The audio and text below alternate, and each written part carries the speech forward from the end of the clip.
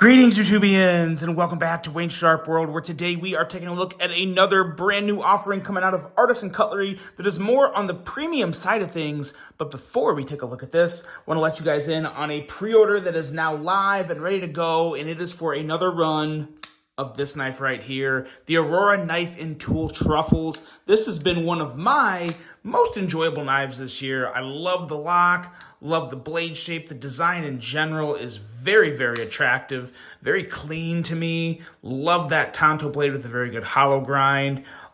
Details on this pre-order. You're going to have options of the OG truffles, which is this one right here. And then there's also going to be a dark truffles for all the pictures and see just exactly what the dark truffles looks like. Be sure to click that link below for the website for the truffles. It's like meettruffles.com or whatever, but it's below for that. Prices for this pre-order, there's an early bird special that's going to be $189. Which is actually pretty nice. That's coming with S35 VN steel, all titanium handle. So good materials, excellent fit and finish. That pre-order is available until 8/4. Then it goes up to the regular price of $199. So it's only a $10 difference. So yeah, take that for what it's worth. The pre-sale is up until September 2nd, and they are planning to deliver these before Christmas if you get in on the pre-order. So don't say I didn't tell you so. The Aurora Knife and Tool Truffles is fantastic, and it's available for pre-order again, so be sure to check that out. Links below. But now, let's get into the meat and potatoes of this video, and that's this knife right here. Another pretty strong offering from Artisan Cutlery. This is one that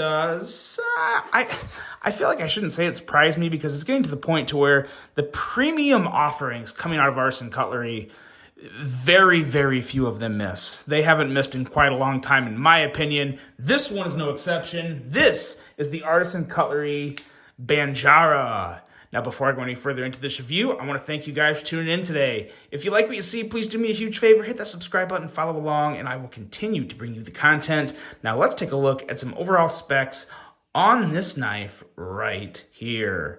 We have an overall length coming in at 8.11 inches with a blade length of 3.52 inches and a blade thickness at slightly thicker than average, 130 thousandths on the blade stock. We are looking at S90V steel with what Artisan Cutlery is calling a clip point style blade. I don't know. I'm struggling to see a clip point here.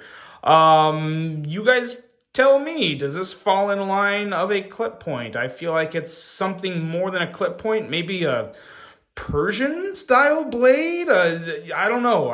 Something else maybe. Anyway, we're looking at a flat grind, a handle length coming in at 4.59 inches, and a handle thickness at 460 thousandths. We have handle material of titanium with that nice, solid, and strong frame lock.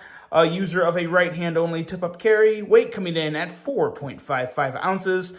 If you didn't see the maker's mark, you could probably guess, maybe just by the design language of this. This is indeed a Dirk Pinkerton design, and another really, really good design from Dirk.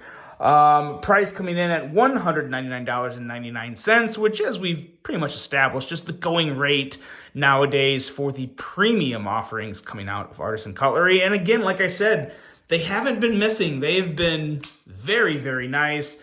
And compared to the rest of the market and just how smooth and how good this thing is, it's hard to say $199 isn't justified. Like it's up there with all the other knives in this price category, if not maybe a better value than some of the other knives coming in at $200. So yeah, I don't have any real issue with this.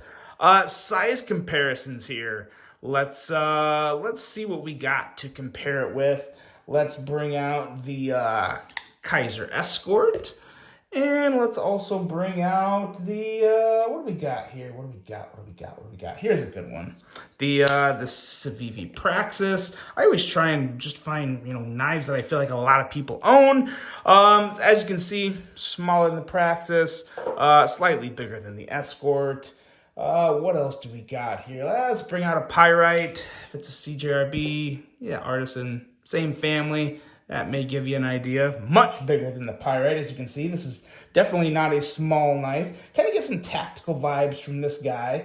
Let's bring out one more. Let's do this guy right here, the Kaiser Brat, because I feel like it is, yes, it is pretty much just about the exact same length. So there's your size comparisons. And now let's talk about this knife right here, because this is, as I said, another good one from Dirk. It really is. He does a really good job of coming up with a tactical design that is also very comfortable in the hand. But before we get into the ergos, let's talk about this blade here. A pretty nice, aggressive, like I said, I would consider this more of like a Persian style blade. But 20 thousandths behind the edge. A nice, rather robust tip, but not real chunky. A really good blade. It's going to be good for piercing, good for really long sweeping cuts with that edge there. Get a lot of good, nice reach with this blade. Really like that. Really like this jimping back here. And as you can see, there's also jimping into the handle that kind of connects this whole area. So even if you're like right in the middle here, you still got some nice jimping to get your thumb in there, or up on the blade, you have some nice jimping there as well. This cutout is a thing of beauty because it is very easy to use. At any point of this cutout, you can flick it like straight up and it's super snappy, or you can go low and it works just as well. And I haven't tried this yet, but it just hit me. I bet you can very easily, yeah, do that little reverse flick there. So a lot of fidgety goodness with this knife, but also just a good blade in general, and one that I think would work pretty darn well for EDC, unless you're looking for more of like a Wharncliffe style blade with that slightly more aggressive tip coming more at a downward angle. Other than that, I think it's a great EDC blade. The handle, because I think that's really where this knife excels. The handle is very versatile. It's great in just your traditional grip because it fits perfectly in my hand. We have some very nice milling here that looks good, that I think really, the milling in the handle, I think really complements the curvature of the blade. So that just is really pleasing to the eye and to the hand because you get a nice texture, a nice grip there with that milling. It also excels in the reverse grip extremely well, which in my opinion makes this definitely somewhat of a tactical type of EDC knife. This feels great here. So you have, a lot of options for the grip with this guy. You have a nice milled pocket clip. Now this one's going to sit a little high out of the pocket. That's the one thing that may turn some people off. I was carrying this today and there's a pretty good amount. I mean, when it sits in your pocket for me, even though you could technically put it in at an angle like this, you're going to have more about probably this much of the knife sticking out. So it's a decent little chunk of the knife coming out of your pocket. It is noticeable, definitely not something I would consider discreet carry, but that's not always, that's not necessarily always a requirement either. But I think it is important to note because that is a big deal for some people. So take that for what it's worth. But yeah, really nice handle here. It's not contoured, but it's like, well, I guess you could probably call that contouring. It's either like really heavy angling on the sides or just straight up contouring.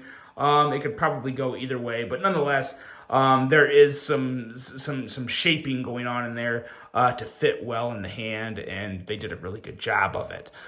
So all in all, I think the handle is a big winner. Sits great in the hand, feels amazing, and while there is a lot that sticks out of the pocket, it does go in and out of the pocket very easily.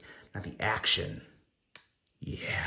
The action is really good. Whether you're closing it, whether you're closing it or opening it, it is Monday. It's been a very long day. But yeah, it's really good. Very nice detent. Even with the frame lock, I feel sometimes frame locks can have a little lighter detent. Maybe it's just me, but that's kind of what I've noticed in a lot of knives recently. But anyway, this frame lock is not. This frame lock is very good, has a nice, consistent, crisp, clicky detent. Very nice. Flipper's very good, but for me, I definitely prefer the middle finger flick. It's effortless on this knife. Enough of a detent to really enjoy it, and a big enough blade cutout to go in a lot of areas of the blade cutout, like I said, to deploy it. I'm normally just going to go right up top here because that gives me the snappiest, quickest deployment. And it's very, very satisfying, very enjoyable. And then, yeah, the close, very, very smooth. So no real complaints with this guy outside of the fact that it sits a little high in the pocket. This is a really, really nice knife. Really enjoy this. Another great design from Dirk and another very, very well executed knife coming out of Artisan Cutlery. When it comes to premium knives in that $200-ish range,